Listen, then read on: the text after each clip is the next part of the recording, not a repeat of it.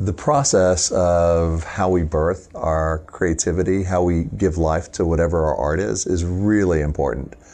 And I saw that recently. A friend of mine finished a book, and this person had been working on it for months and months. So they said, hey, would you come over? And I just want to kind of celebrate. And great. So over at their house.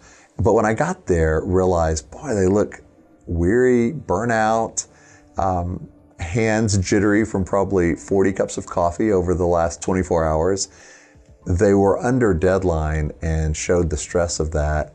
And there was a little joy. And so as we started talking, the author said, well, I'd love for you to read this book. Like, it's literally something I can print off and give to you right now. And I'd love your thoughts. And I knew this person well enough where I felt I could be honest and just said, I really don't want to read the book, because whatever it is, I'm sure that there's truth in it, but it feels like it's been born out of a sense of stress and weariness.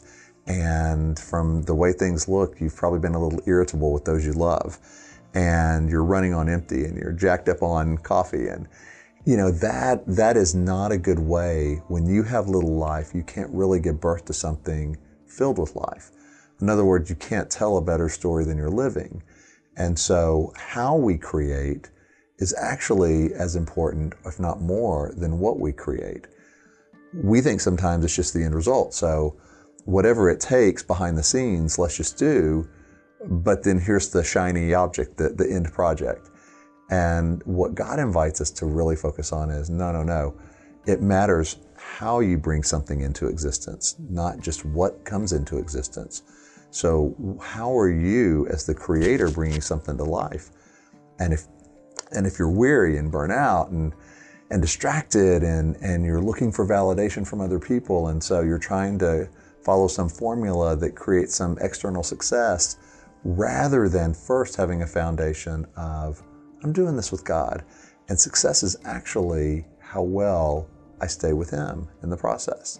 If I stay with God, if I co-create with Him in creative fellowship, that's success. And it's not so much the outcome or the external measurements or metrics of what that product actually does later, that piece of art, that story, that song, but it's actually based on how it was created. And if something is created in our own strength, and we're the ones who do it by ourselves in our own strength, it also has our own weaknesses built into it. When we co-create with God and follow His lead and enjoy and savor His presence in the process, then it has an eternal spark. The eternal spark is not from us, it's from Him, but He invites us to co-create with Him in a way that we get to be part of that. And so if you want your book to actually transform other people, then it has to first transcend you. And the way it transcends you is through a co-creation process with the Creator.